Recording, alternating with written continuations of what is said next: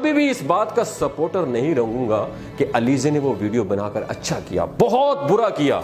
लेकिन मैं अलीज़े की इस हद तक ज़रूर का हक में कहूँगा कि वो हमेशा अपने कल्चर के साथ वीडियो बनाती थी, वो हमेशा खाने पीने की अशिया को प्रमोट करती थी, वो हमेशा सादगी को प्रमोट करती। लेकिन अलीज़े, तुम्हारी इन सारी चीज़ों को वो लोग डाइजेस्ट नहीं कर सके जो तुम्हारी शोहरत से जेलस होते थे। मुझे इस हद तक कोई कंफर्म नहीं है, लेकिन बताया जा रहा है कि जिसने इस वीडियो को लीक किया है वो उससे पैसों की डिमांड कर रहा था, वो उससे पैसे मांग कर उसको ब्लैकमेल करना चाह रहा था।